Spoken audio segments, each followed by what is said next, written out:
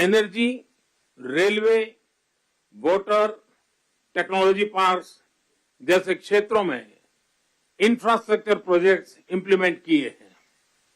इन प्रयासों में हमने डिमांड ड्रिवन और ट्रांसपेरेंट अप्रोच पर विशेष रूप से बल दिया है। पीजीआईआई के माध्यम से हम ग्लोबल साउथ के देशों में इंफ्रास्ट्रक्चर गैप को कम करने में महत्वपूर्ण योगदान दे सकते हैं। फ्रेंड्स, भारत कनेक्टिविटी को क्षेत्रीय सीमाओं में नहीं मापता। सभी क्षेत्रों के साथ कनेक्टिविटी बढ़ाना भारत की मुख्य प्राथमिकता है। हमारा मानना है कि कनेक्टिविटी विभिन्न देशों के बीच आपसी व्यापार ही नहीं, आपसी विश्वास भी बढ़ाने का स्रोत है। कनेक्टिविटी इनिशिएटिव्स को प्रमोट करते हुए कुछ मूलभूत सिद्धांतों का सुनिश्चित किया जाना महत्वपूर्ण है, जैसे अंतर्राष्ट्रीय नॉर्म्स, रूल्स तथा लॉज का पालन, सभी देशों की संप्रभुता और क्षेत्रीय अखंडता का सम्मान, डेट बर्डन की जगह फाइनेंशियल वायबिलिटी को बढ़ावा देना और पर्यावरण के सभी मापदंडों का पालन करना।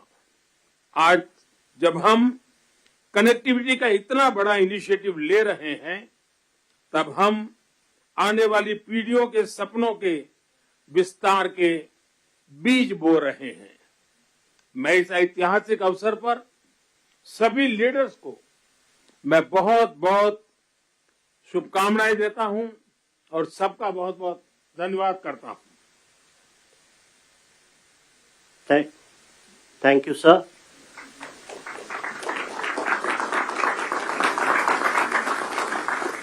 India and the United States of America co-chair this initiative, and now, as the co-chair, I invite the President of the United States for his remarks.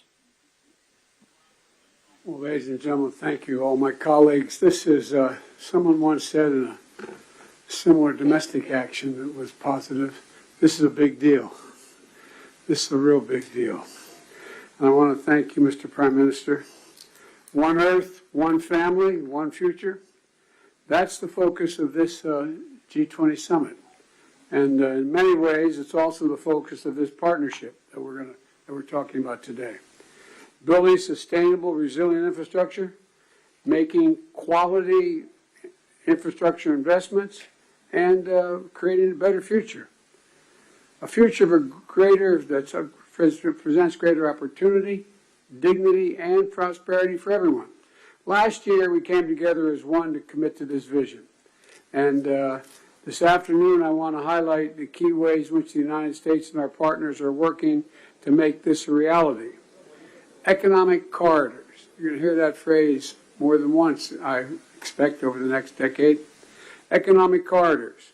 As we work to address infrastructure gaps across low and middle income countries, we need to maximize the impacts of our investments.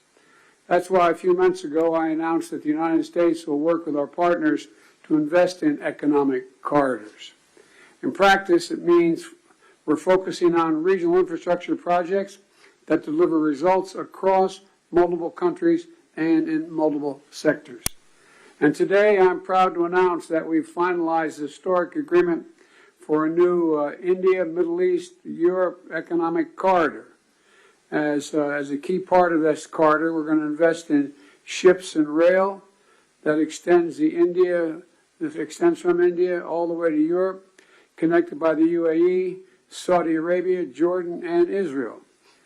Bridging ports across two continents, unlocking endless opportunities, including making it far easier to trade, export clean energy, expand access to reliable, clean electricity, lay cables that will connect communities and secure a stable internet, contributing to a more stable, more prosperous, and integrated Middle East. And I want to thank the sponsors, and I particularly want to thank Prime Minister Modi and the Crown Prince of Saudi Arabia, Mohammed bin Salman, and President von der Leyen and the European Commissions. And since he's not speaking today, I wanted to, well, maybe he is speaking today. I had a note he wasn't speaking. At any rate, I'm going to stop there. In Saudi, the sub-Saharan Africa, we're working in a private-public partnership as well to invest in a trans-African corridor. That includes a new partner, the European Union. President von der Leyen, thank you for making this very possible. Together, as part of this corridor, we're going to invest in a new rail line that will extend from the western port in Angola to the DRC, to Zambia, and ultimately the Indian Ocean. It's a project that's about far from just laying tracks. It's about creating jobs, increasing trade, strengthening supply chains, boosting connectivity, laying foundations that will strengthen commerce and food security for people across multiple countries. This is a game-changing regional investment, and both of these are huge, huge steps forward. But they're far from the only ones. We're continuing to make big investments in infrastructure around the world. That includes a solar energy site, an insulin manufacturing facility, and electricity project right here in India. We're continuing to develop economic corridors across Africa, Asia, and the Americas. And together with our partners, we're working to mobilize the trillions of investment needed to close infrastructure gaps around the world, including the formation of a new investor forum that the United States will host in a couple weeks. Let me close with this. The world stands at an inflection point in history, a point where decisions we make today are going to affect the course of our future, all of our futures for decades to come. A point where our investments are more critical than ever.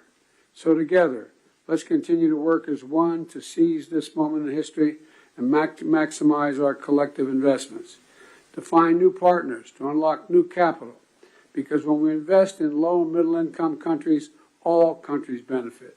When we invest in emerging economies, all economies benefit. And when we invest in the future of people anywhere, people everywhere benefit. So I want to thank you again for being here. I look forward to working with all of you, and I'm going to turn it back to the Prime Minister. Thank you.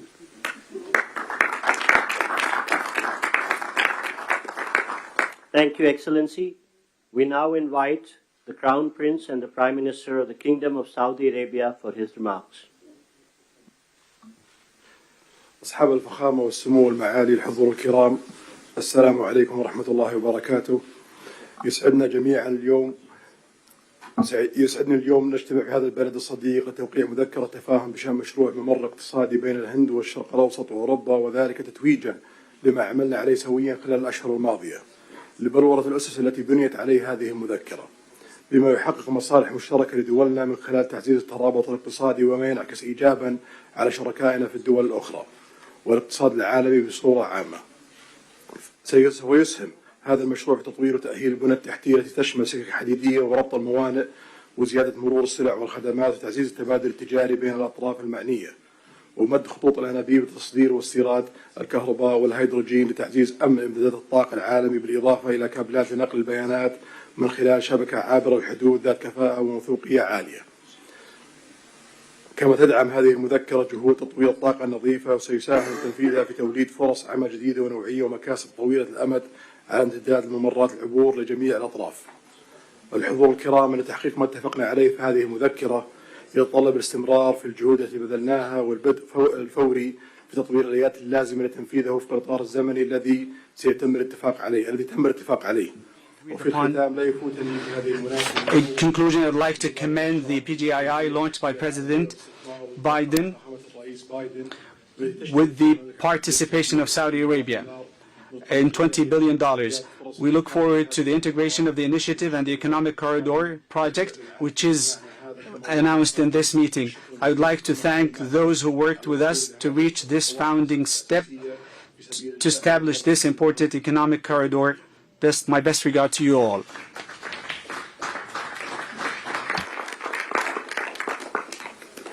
Thank you, Your Highness.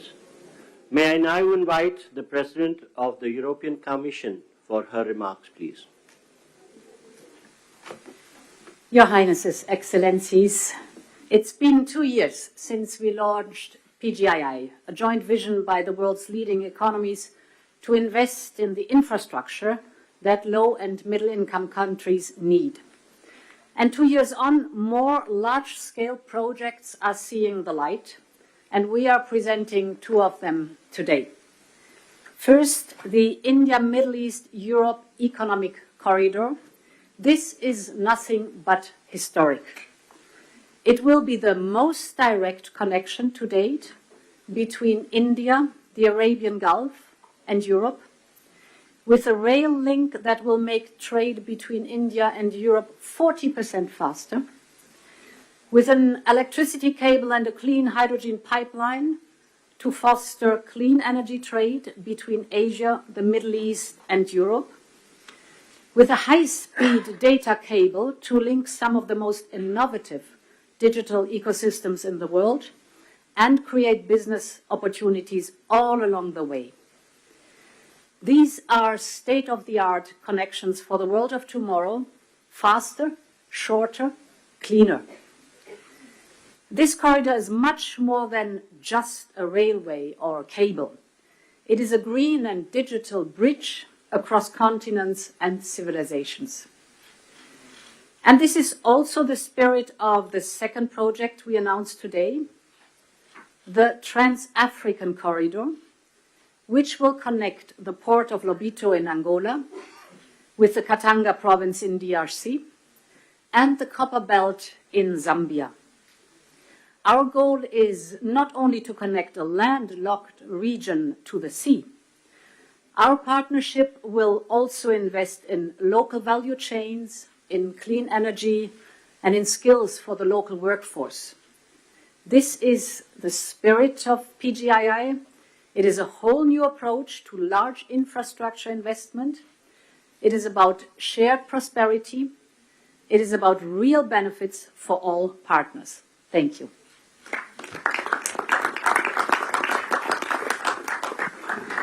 Thank you, Excellency. May I now invite the President of France for his remarks, please. Thank you so much. Everything was said, so I just want to thank Prime Minister Modi for organizing this meeting. Well, that is one of the more significant announcements that has just been made. A connectivity corridor, viewers, and you just saw Prime Minister Narendra Modi, US President Joe Biden, the European Union, Saudi Arabia, and the French President speaking now. And very clearly, this seems to be one of the more important announcements, and I'm kind of struck by the fact that there was a Belt and Road Initiative of China which has floundered, and now if you see all these big countries coming together on this partnership for global infrastructure, this corridor, it's clearly a very, very important step. Initial announcements, but will have a longer term impact. And I want to go across to my colleague Chetan Bhutani, who tracks the infrastructure space. Chetan, how significant is this? This is just breaking, but what are the details that you've got for us so far? Well, Siddharth, very clearly, with this initiative, it is a clear message from the government that India is ready to take one step ahead of China of the One Belt, One Road initiative. Remember, OBOR, as you correctly pointed out, is really not coming up to the mark as it should have been. But again, secondly, what really implies on the success of this India-Middle East Europe Economic Corridor is, of course, the railway connectivity, which they will definitely define the relationship between all the countries. And remember, Siddharth, with this trade route coming up, India would be a biggest gainer when it comes to supplying energy, when it comes to supply grains, when it comes to supply petroleum, natural gas, and others. Because what you cannot travel through air is definitely you can take through road or either through railways. So if railway connectivity is done successfully, this economic corridor will give India leaps and bounds opportunities to have an integration with these countries. Back to you, Siddharth. You're right. And Chetan, our viewers and those who would understand and track this space know that India has kind of been trying to diversify both its energy sources and this is as far as oil is concerned. We have a mix, and as we saw in the aftermath of the Russia-Ukraine war, we saw how India took some hard geostrategic calls to ensure that its energy independence is maintained despite some criticism. The second is in terms of having the infrastructure and access to the global trade. Now, very clearly, China and its BRI in some ways was hegemonistic. India did not join it. And China wanted to create a corridor that would become export belt really for it to be entrenched and remain there. But for India and its geography, I think this is an extremely significant, extremely ambitious step. Quick point, Chetan, if you can recall, the Chabahar port also running into some difficulties despite initially a great response.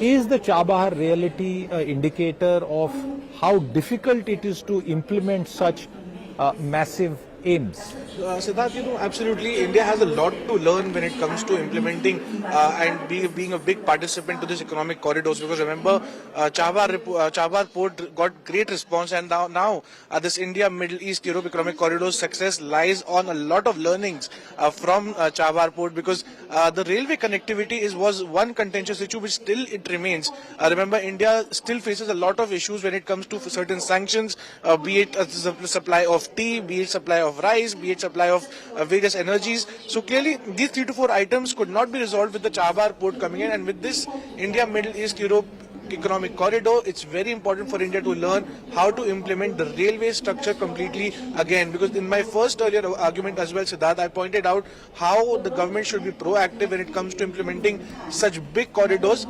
India should learn a lot from Chabahar port and eventually move on towards having a successful economic corridors with these 3-4 nations. I can also notice separately from the G20 media feed that even the Japanese leader is speaking on this very connectivity corridor, and clearly this seems to me to be one of the bigger initiatives that is being played out even as we speak, and that tells us that there is significant global will, and obviously, viewers, China is excluded from this. So far we haven't seen any commentary from China, and like we told you, the India, Middle East, Europe connectivity corridor has some of the biggest economies in this region which are part of it: France, Italy, Germany, the rest of the European Union member states, Saudi Arabia, still the world's largest oil producer, the United Arab Emirates, it's an economic powerhouse in that region, and India, which is clearly acknowledged as one of the largest consumption markets, and of course the United States of America. And I'm pretty convinced that this will be something that will be looked at very, very closely in terms of the implementation. This is a real infrastructure, hopefully, in terms of a connectivity corridor. It will mean a lot of effort over years, and things that will not happen within months really, but it is going to be very, very significant. We are going to take a pause on this and get back to the broader conversation on what the Delhi Declaration and the outcomes from that mean for the economy, mean for sustainability, and for many of the other important items that concern the global economy. And with me now, Kamran Khan, the Managing Director and Head of ESG for Asia Pacific at the Deutsche Bank Group. Kamran, welcome once again to Business Today Television. We had spoken with you while you were at the B20, a very large gathering, and we are now talking soon after the Delhi Declaration was adopted. I want to ask you, Kamran, what really has struck you as the most significant set of outcomes so far? Well, I think first of all, again, thank you very much for having me on. the way this cycle works, you have the B20, the business leaders think through certain policy recommendations, which are put to the ministers, and then it is really up to the ministers to be able to reach agreement on the path forward on such ideas. And so from that standpoint, this B20, G20 coordination has been one of the better ones in recent times. A number of initiatives that were started in the B20 are now being really looked at from a policy perspective and where consensus is being reached. The second thing is the focus on trade. And as I had mentioned the last time you and I talked, that a lot of the discussion on sustainability and ESG and all those topics is moving quite significantly from not just the COP meetings or the World Economic Forum meetings or even the B20 meetings. Those ideas are now, there's going to be a discussion around what is the right trade policy, how are the exports from emerging economies going to be allowed in light of the ESG standards coming up all around the world, in the developed markets.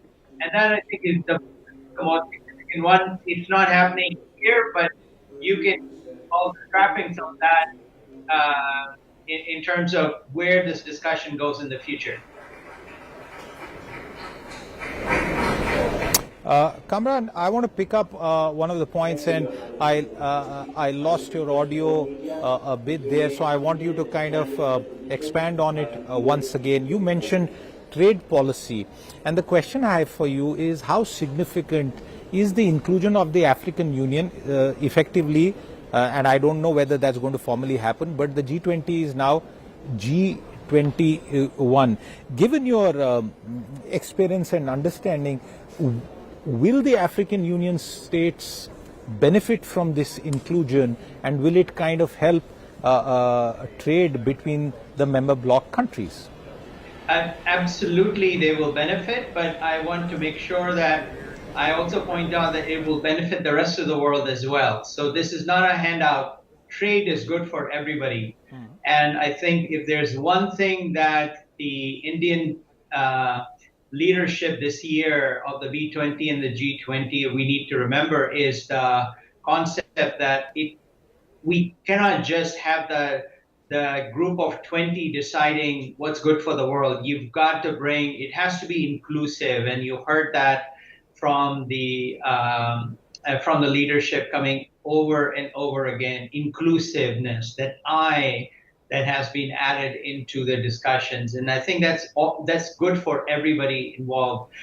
Remember, some of the smaller economies, like the African Union members, they're very small. So for trade to work, it's very important for them to all work together, and then for that bloc to work with and engage with the big trade corridors globally.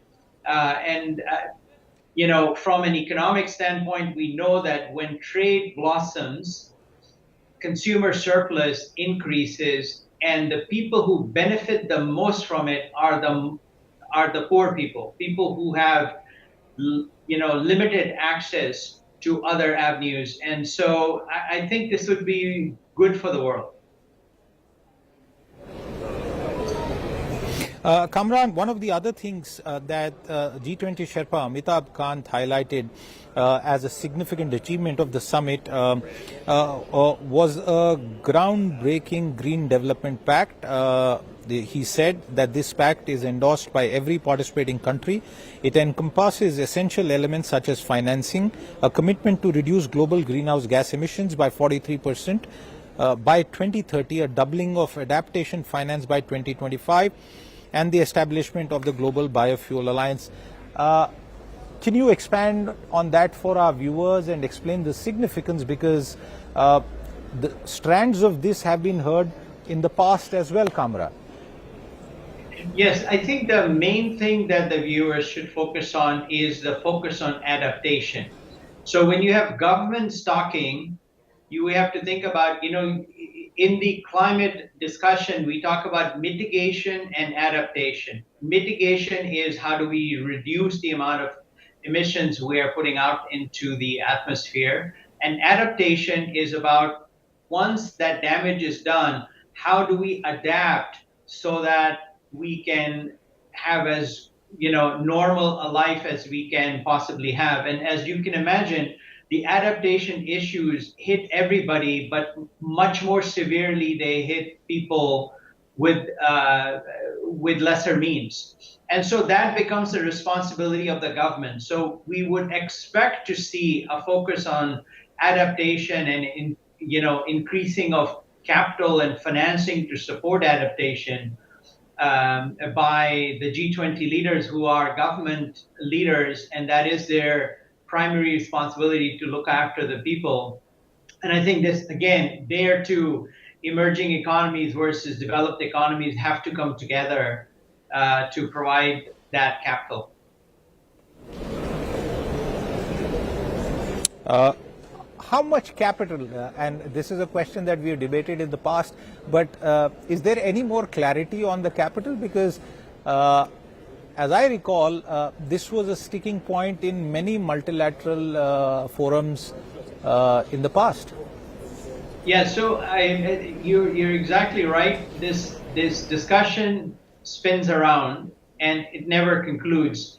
My advice to your audience would be, don't get fixated first on the number, how much capital is required, because that assumes that most of these investments will not pay for themselves, that they are a cost. And that is not true. When you do adaptation, like you do any kind of public investment, and you can see that in all the dynamic countries who have progressive economic policies, when they invest, it also creates growth. It's not just a cost issue. So that's a separate issue. Now let's talk about where the capital is going to come from.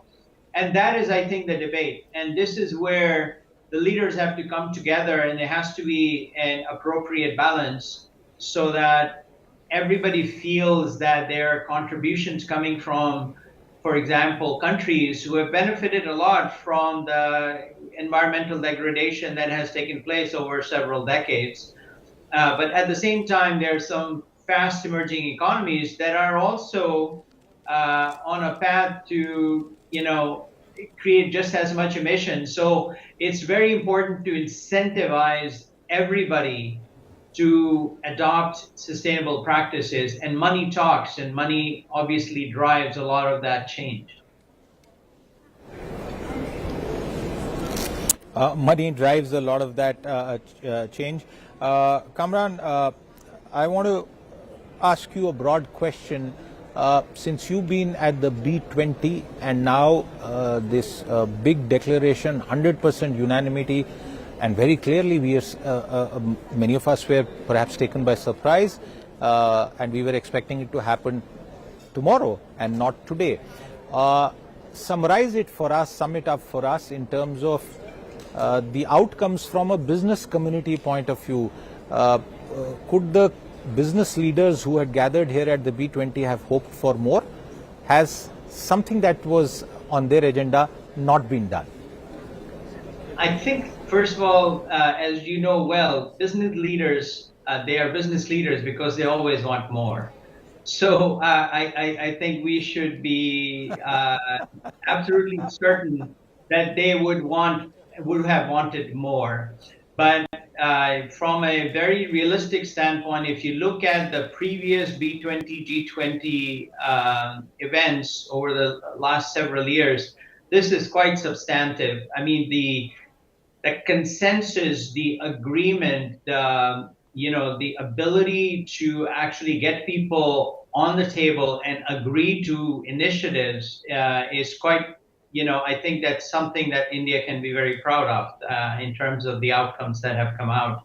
I think that there are areas where business community would still be looking to see, okay, you have talked the talk, you have written the right words, now let's see you walk the walk. And I think that is true for everything. that a large set of global political leaders agree on. But I think the consensus gives me confidence, the ability for them to get this announced a day early. You know, usually these things are going to the wire, to the last day. Like, can we get agreement so we can have this communicate out? And for them to be able to get some of these things sorted a day earlier, speaks volume about the level of agreement that has been reached.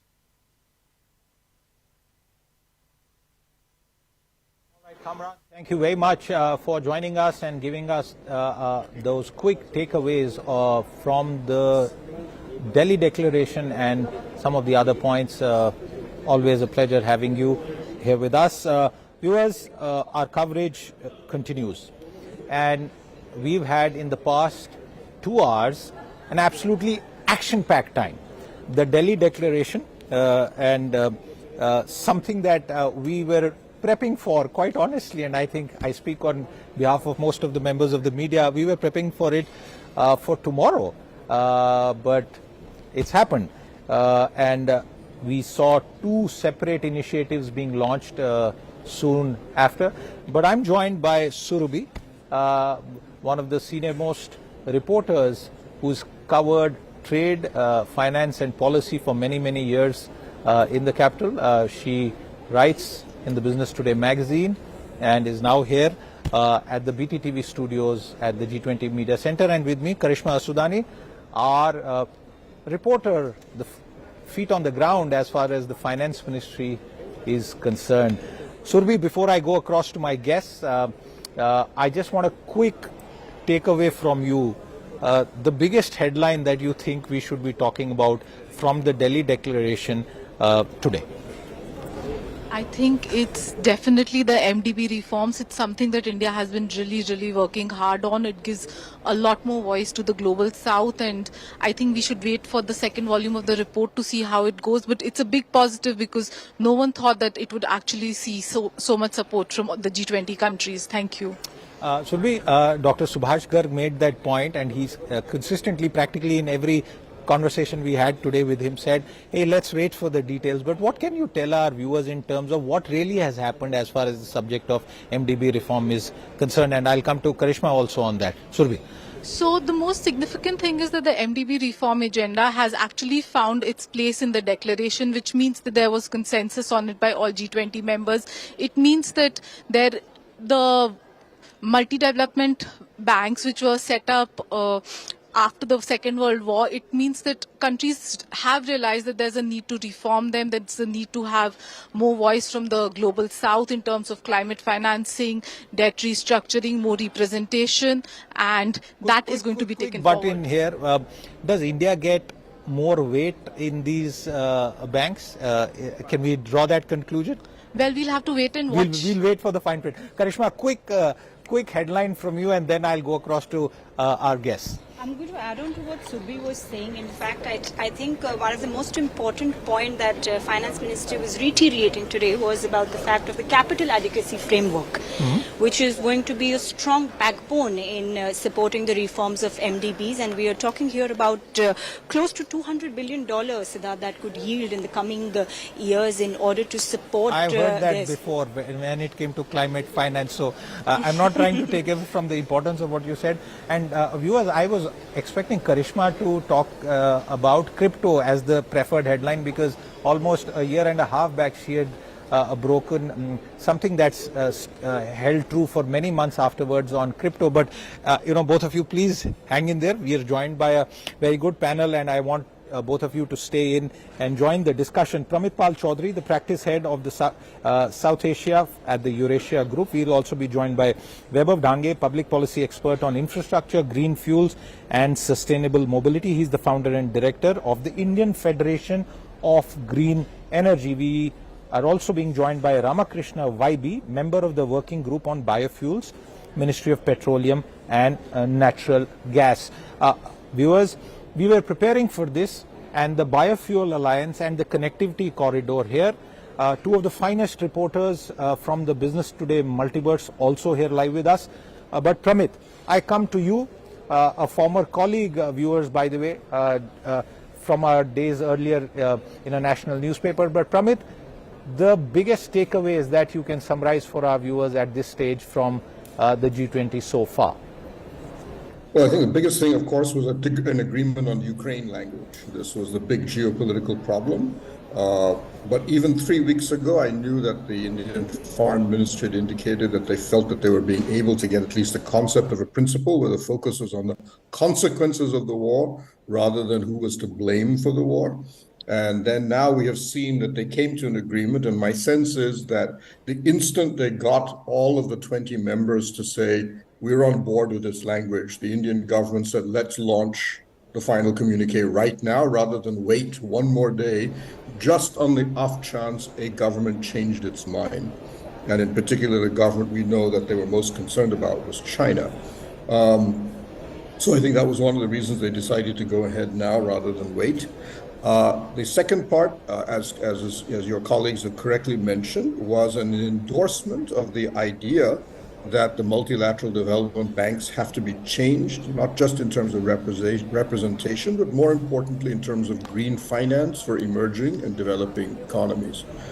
Right now, the biggest problem in green finance is that the bulk of that finance is going from rich countries to other rich countries, which means that emerging economies are not really being able to carry out the kind of reforms, even like India, which is an enthusiastic supporter of green transition. So the principles have been accepted. The first working group on MDB reform has been endorsed. The second report will come out in October, which will still be under India's presidency, but effectively gotten through that problem, which initially there was some concerns. We have a broad agreement, the language is somewhat vague on international taxation, crypto assets, and I think one failure, or not say failure, but a weak point was the language on debt relief, especially for LDC countries in Africa, was not strong, and I believe China was not enthusiastic about this policy. So that will have to wait or see what happens later. So those are, I think, the key points. The real game now is to watch out for the MDB reform second phase of the report, which actually just will go into the modalities of how this will be implemented coming out in October, and then to see how many of these countries actually agree to implement it at the domestic level. Great summary, Pramit, and hang in there, because viewers, I just want to quickly play out a small snippet of what Prime Minister Modi had said. Let's take a quick listen in, then we'll continue this debate. Connectivity को क्षेत्रीय सीमाओं में नहीं मापता। सभी क्षेत्रों के साथ कनेक्टिविटी बढ़ाना भारत की मुख्य प्राथमिकता है। हमारा मानना है कि कनेक्टिविटी विभिन्न देशों के बीच आपसी व्यापार ही नहीं, आपसी विश्वास भी बढ़ाने का स्रोत है। कुछ मूलभूत सिद्धांतों का सुनिश्चित किया जाना महत्वपूर्ण है, जैसे अंतर्राष्ट्रीय नॉर्म्स, रूल्स तथा लॉज का पालन, सभी देशों की संप्रभुता और क्षेत्रीय अखंडता का सम्मान, डेट बर्डन की जगह फाइनेंशियल वायबिलिटी को बढ़ावा देना और पर्यावरण के सभी मापदंडों का पालन करना। आज जब हम कनेक्टिविटी का इतना बड़ा इनिशिएटिव ले रहे हैं, तब हम आने वाली पीढ़ियों के सपनों के विस्तार के बीज बो रहे हैं। That was Prime Minister Narendra Modi. Let's take a quick listen into what US President Joe Biden had to say as well.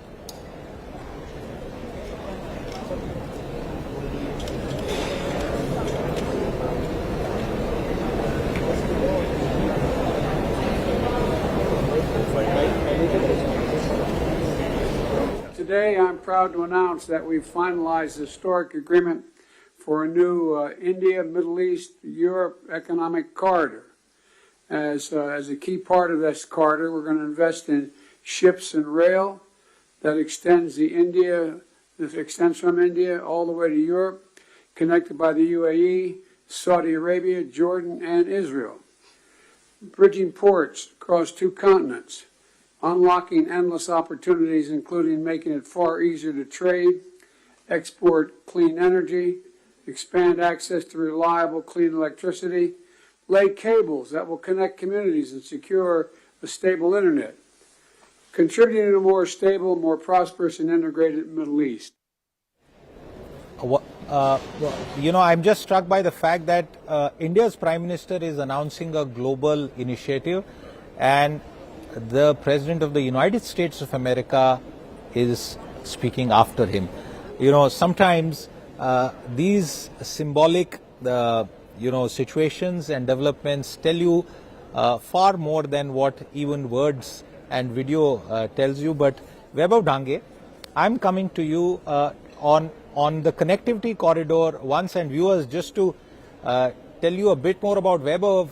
For the last since 2014, in fact, he's been one of the key people involved in the massive highway infrastructure development program all across the country. And Vaibhav, starting on that point, this connectivity corridor, ambitious one, a global one with such important countries inside it, what is it really all about, Vaibhav Dange? Thank you, Siddharth. I think, as you rightly said, it symbolically it makes a great kind of India's presence felt at G20. Not only just organizing it, but announcing a major economic corridor. And if you look at from the perspective what's happening globally, and there are groupings happening, whether it is China-led initiative that is happening on corridor. So I think it's a massive initiative which started from G20, and India not only should be happy that it started from when India hosting the presidency of G20, but at the same time it will play a very important role in kind of reshaping the global neopolitics in a long term, because as you know, the whole India, Middle East and Africa corridor is being talked about globally from the economics perspective, from the commerce perspective. And India announcing that initiative with everybody on board, right from US President to, the rulers of Saudi Arabia, UAE, everybody on board. And it makes furthermore important that Africa has been formally today inducted as the permanent member of the G20. So all these developments put together, I think it's a great initiative, and bringing to the table the whole infrastructure playing a great role. We have seen in, for example, Chabar port in Iran has been similar development for India to increase its presence. So I think all those put together, infrastructure, this corridor can play a very crucial role in shaping the entire geopolitics in coming years. And probably India will again play a major role in bringing that focus to the global south. Right. Vaibhav, I'll also come to you on another part of what you currently do. You've spent years in the Ministry of Road Transport Highways as Mr. Nitin Gadkari, a minister who we all admire, millions of Indians admire as his right hand on all matters of policy. But Ramakrishna, I'm coming to you to ask you to explain to our viewers what this biofuels alliance is all about. We also have a solar alliance. We know the focus that the government of India has been putting in, different ministries as well. Why is this important at this stage? We have the net zero target to be achieved by 2070, and India believes that in order to get there, biofuels play a very significant role. So when we talk about biofuels, basically, we are talking about any biological resources being converted into different types of fuel, which would replace fossil fuels, whether it is liquid or gaseous fuels. So if you really look at the global drivers for the biofuel program, everybody has been looking at one is energy self-reliance, and the second is looking at how to mitigate the climate change challenges that we have. In addition to these two, India has added a third dimension, how biofuels can possibly play an important role in improving the rural economy as well as the local economy. So in this direction, India has already taken a lot of initiative. And if you know that, in the last 9 years, from somewhere around 1.4% blending of ethanol in petrol, we have reached almost about 10.7, 11.7, 11.8, and we are on the target to achieve 12% blending by October, November. And then by 2025, we are looking at 20% ethanol blending in petrol. And you're also looking at 100% ethanol sales to start from sometime middle of next year. So which means that, a lot of initiative with regard to reducing our fossil fuel consumption in the country. And similarly, we also have a very ambitious plans of, making use of our wasted resources like solid waste, animal dung, and a lot of industrial waste, which can be converted either into second generation ethanol or also into biogas. So we have some very ambitious program of setting up about 5,000 commercial biogas plant to produce about 15 million metric tons of gas, which would replace something like almost 35-40% of the total gaseous fuels that we have been coming, which comes from the fossil sources. So in our journey, we have realized that in the biofuel sector, we have already ranked number 3 at the global level after US and Brazil. Now it is time for India to really look at how to accelerate the kind of growth that we have seen in this sector, and really looking at working with the global players on trade, technology, more importantly, bringing investment into this country. We are looking at in the next 5 to 10 years, something like 400 to 500 billion dollars of investment being expected into this sector. So it becomes very important that India takes the initiative in the area of biofuels to bring about an alliance of major players. Right. The important points there, and $500 billion investment being expected. Pramit, I want to come to you, and I must tell our viewers something that you wrote. The headline in that was "The New Look in New Delhi. G20 Summit is the first real evidence that India may have the heft to get widely different governments to agree on some key issues." And you spoke about that in your opening remarks. But you have also, in the very same article, and I want to read that out, viewers, you said India has a long way to go before it can claim to be a rules maker for the world.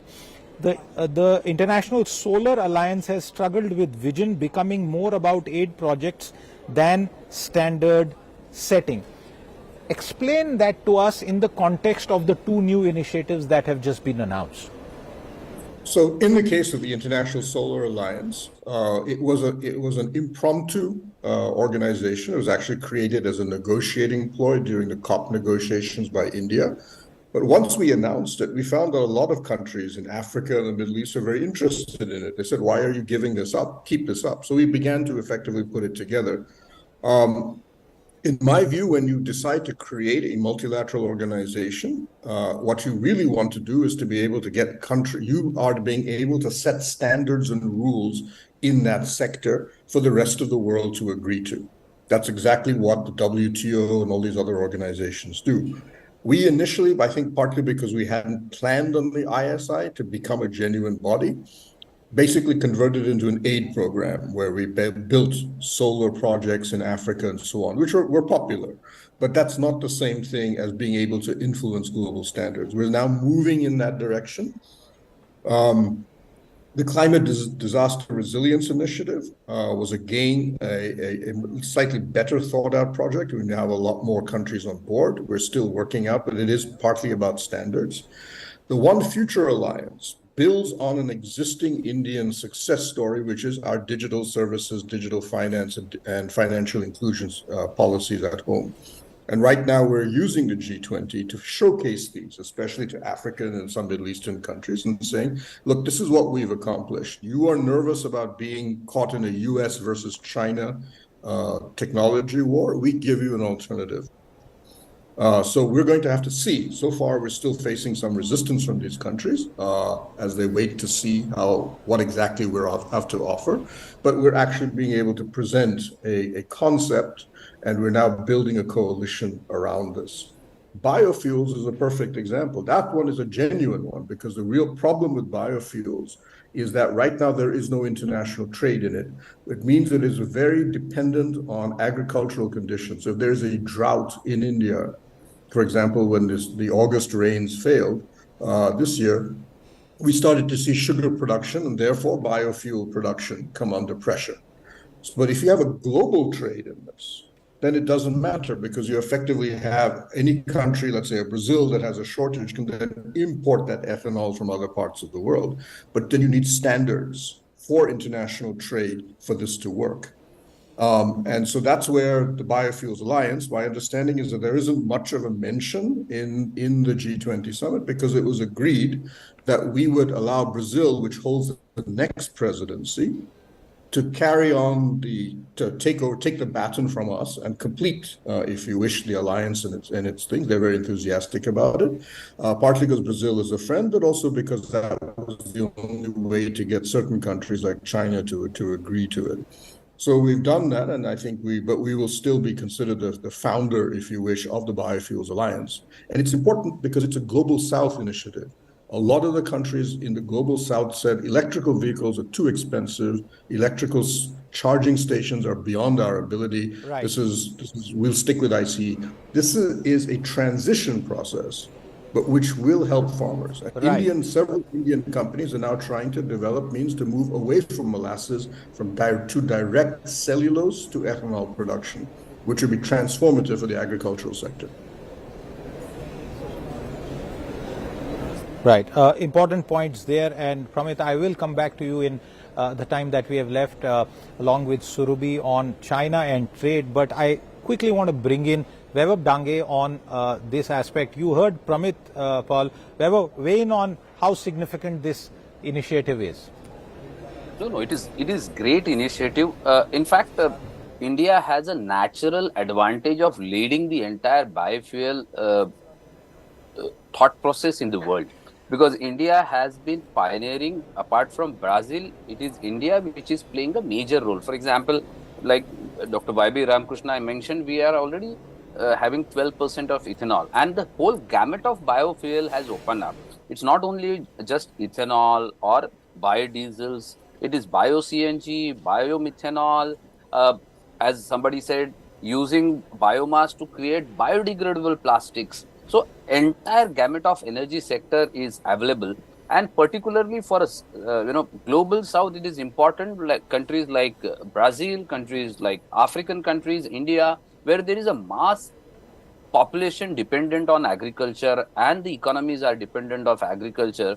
Converting this agriculture to the energy sector will opens up some great opportunities for these farmers and for this economy to build on.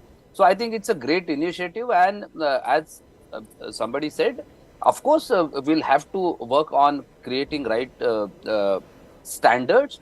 I think on the technical standards, I think there are already standards which are conventional, and not only in India, globally, auto companies are also shifting to this biofuel mode. Recently, I think 20 days back, Toyota launched a 100% ethanol car in India. So I think that transition is happening. And as somebody said, from shifting to electric could not be alone a solution. We have 20 crore cars in India. So shifting completely to electrical is very, very difficult, and it will take a long time, and probably could not be the only answer. So from the economics like India, biofuel plays a very important role because it's again a circular. it has a natural circular economy in the concept of biofuel. So you generate, produce biomass and then produce energy and use it and again generate a biomass. For example, Delhi has so many times seen the pollution impact which is happening because of the agriculture burning happening in the Haryana and Punjab region. And converting that entire to bio-CNG and ethanol using second generation technology and other things can be a major game changer, not only for the fuel solutions, but also addressing the carbon issues. Right. Ramakrishna, very quickly, in terms of the next steps, and Pramit Pal Chaudhary explained the next steps and the role of Brazil, because that is the next presidency. What can we expect in concrete terms? And I also ask you this question in your capacity as the former chairman of the working group on biofuels in the ministry.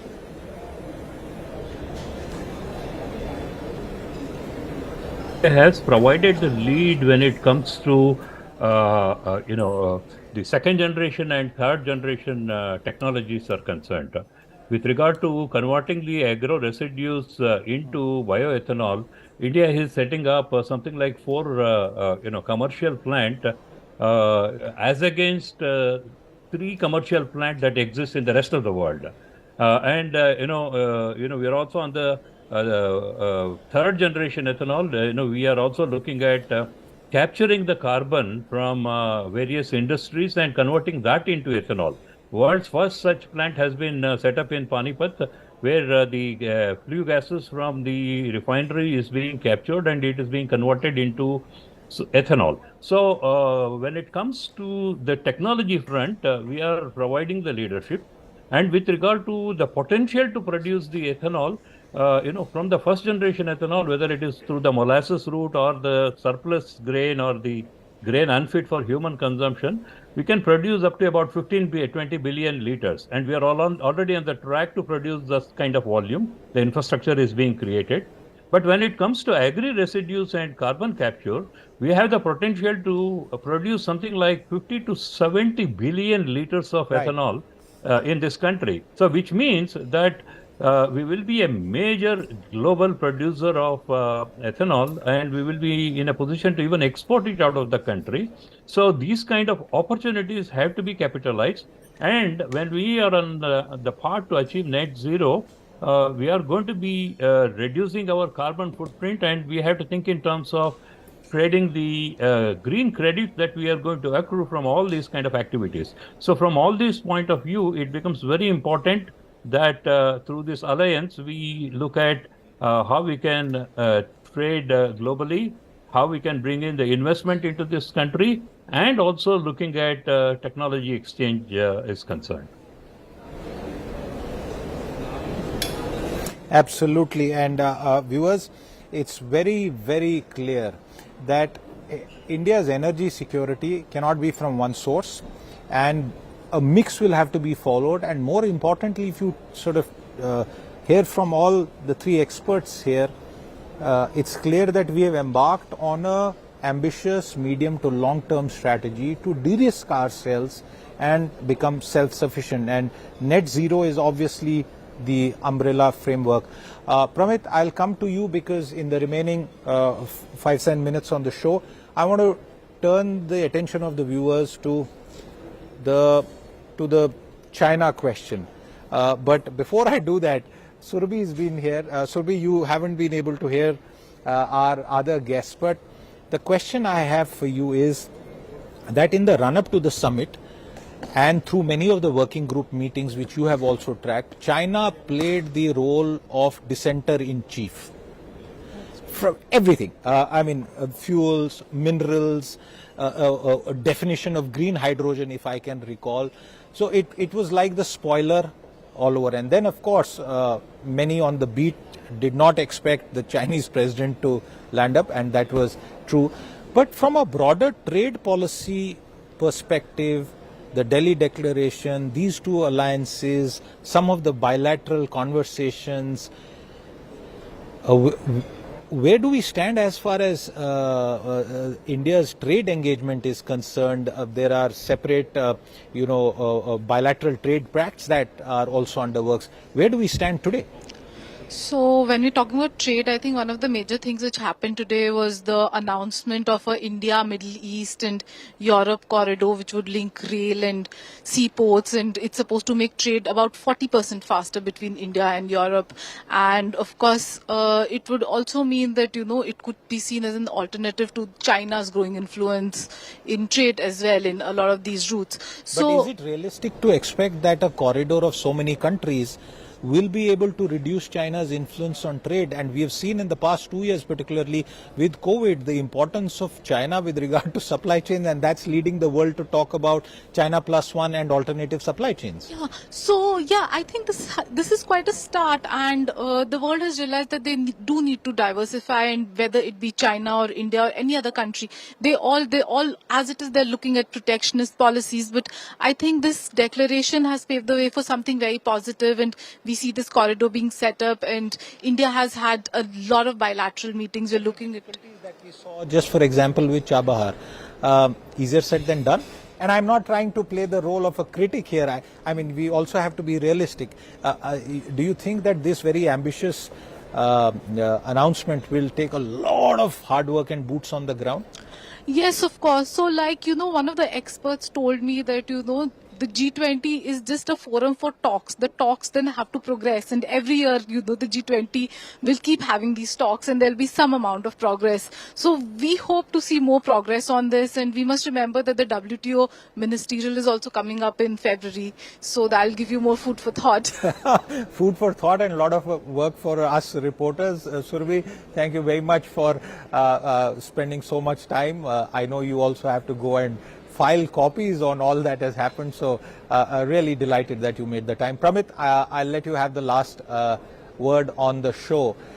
And this is to, and I have so many questions, but I'll try and put it all together quickly.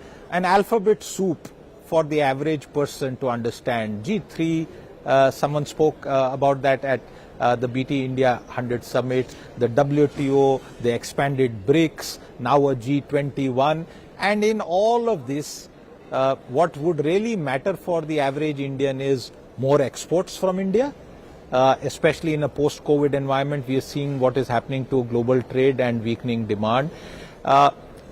Summarize your own reading of India's place in the global trade order as of today, Pramit Pal. So what we're seeing is the international economic system is now splitting. China has said the BRICS will now become, in effect, the alternative to the G7, a non-Western group. India and Brazil within the BRICS are fighting that. But China, having won the first round by expanding the BRICS, it will continue to pursue that. We will see that now infecting the SCO, which is not so much a trade organization, but China is effectively putting an anti-Western agenda.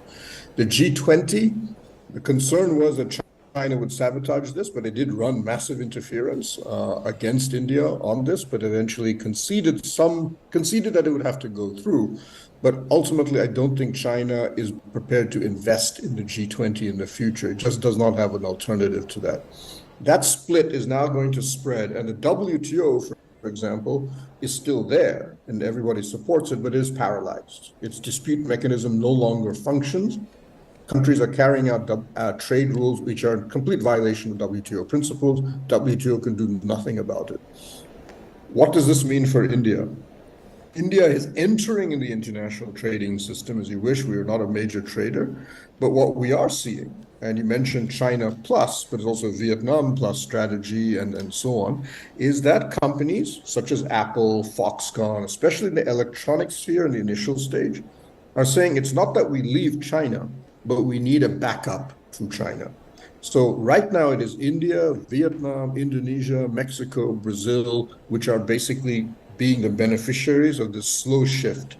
Don't look at the trade figures. Those will adjust over the next 5 to 10 years. Look at the FDI figures. That's where you're seeing China start to plummet, because this and that will eventually result in trade and supply chains moving. Somebody very senior in the Indian government said, governments in the world don't care about trade policy anymore. They care about supply chain policy, because that's where the future is, and that is partly geopolitical. Absolutely. That's a fantastic summation. The governments of the world care about supply chains, and that perhaps is the best way to summarize what really is happening in the broader world of the geopolitical economic situation. Pramitpal Chaudhary, YB Ramakrishna, Vaibhav Dange, and Surbhi, thank you very much for your time with us today. With that, it's a wrap on our coverage from the G20 summit, the Delhi declaration done, 2 alliances initiative announced. But we'll be back with more in just a short while from now. Do stay tuned in. I'll see you again.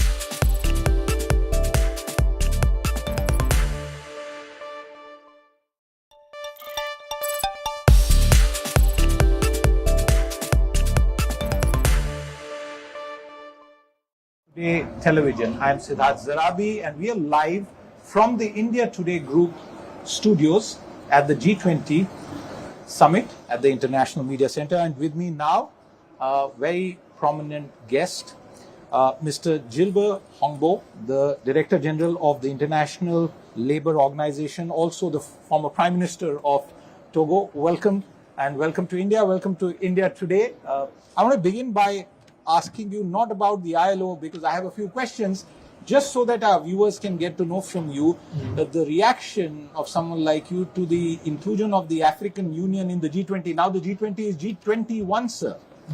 No, first of all, I believe as an African is an opportunity for me to express our appreciation to the G20 in accepting the African Union. As you know, African Union and its commission, the Commission for the African Union Commission, all of them are really thriving to bring the African population, the continent, out of poverty. And when we talk about fighting inequalities, to have the G20 have a major player, which is the African Union, in addition to South Africa being a member of the G20, is quite critical. Moving forward, one thing is to have African Union being admitted. Another thing is the role that African Union has to play as a full member of the G20, and therefore we are looking forward for obviously to the Union to really be a dynamic, engaged actor in so many issues, from political to economic to environmental.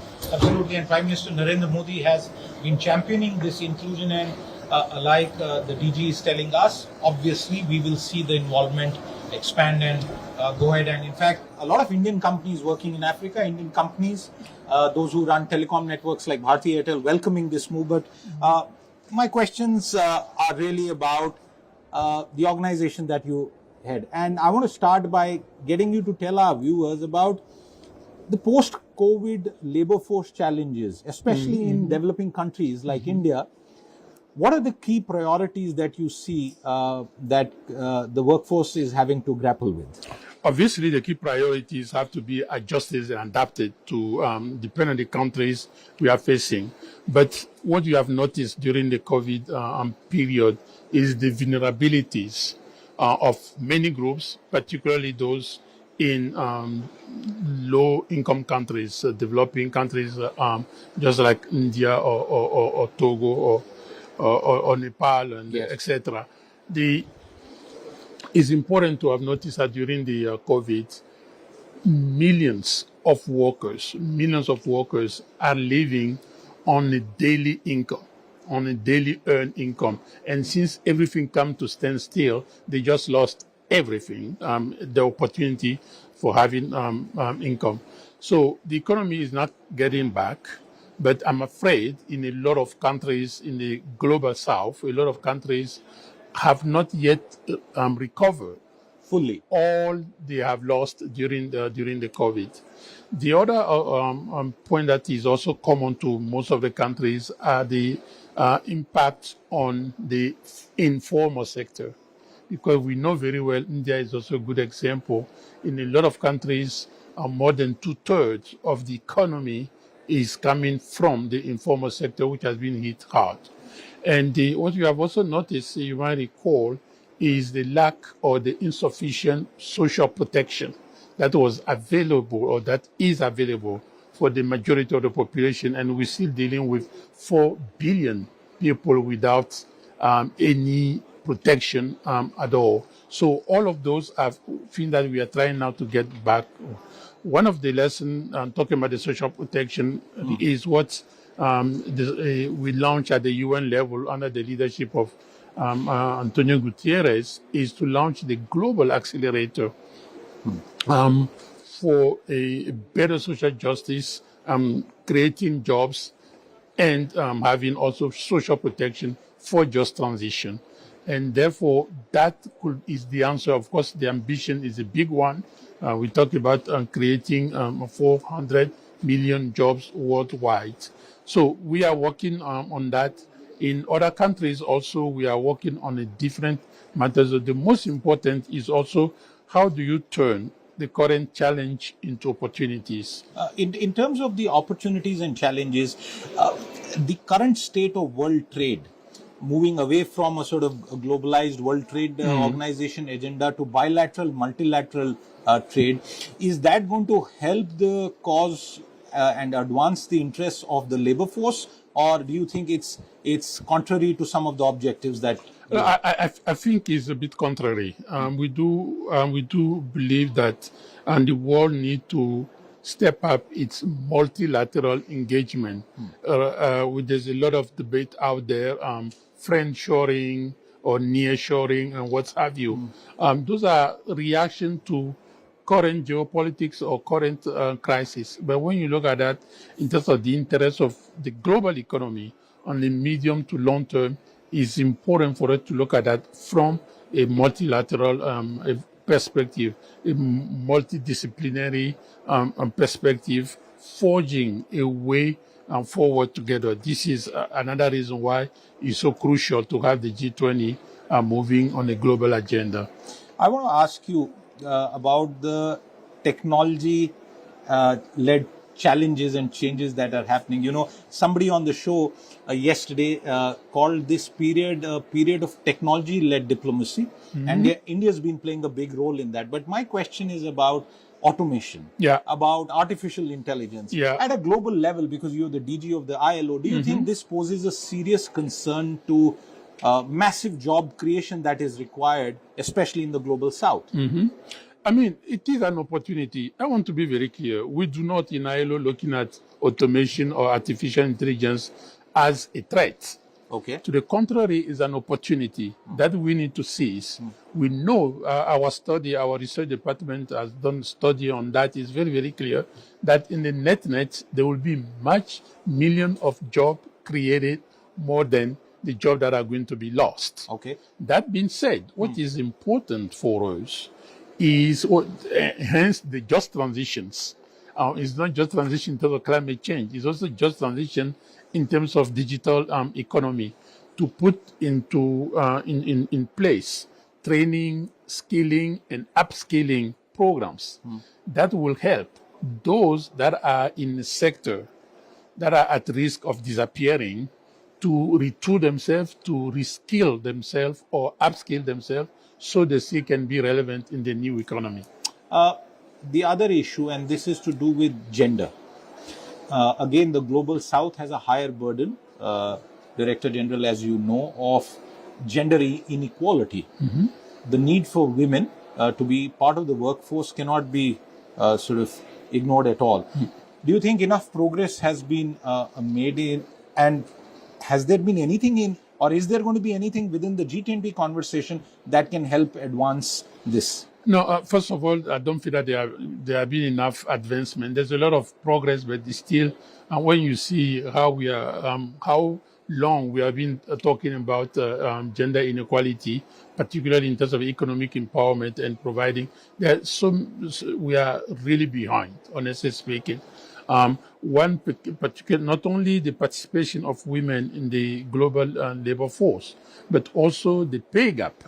The pay gap, despite a lot of effort, the pay gap still at 20%. Yes. And which is a bit shameful on that.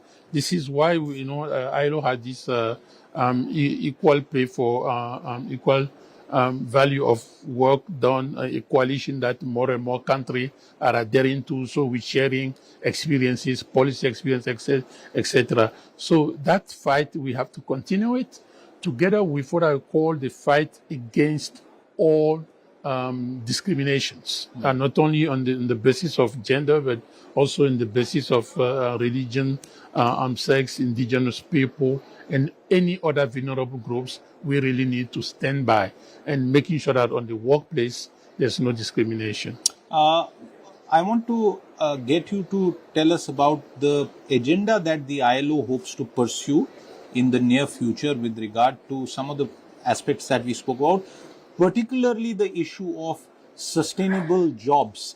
Because in a country like India, or in fact the African Union, all of the global south, big, massive amount of youth who want jobs and not enough jobs being available.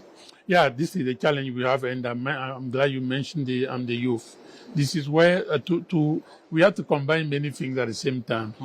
Greening the economy and therefore sustainable jobs, tackling the issue vis-a-vis the youth itself, and creating an economic growth in a way where you have the fundamental principle and rights are respected on that. So you need to have this integrated approach. One of it that is quite important is to encourage the youth in also in creating their own enterprises. We should not look at employment just like creating job for others. We also, in terms of enterprise development, which for me is quite important, and that is linked to the productivity side. That will help us also. Third point that I'm going to mention is the use of what we just discussed earlier, the use of technology and artificial intelligence. We know that the youth are much more prone to into using that.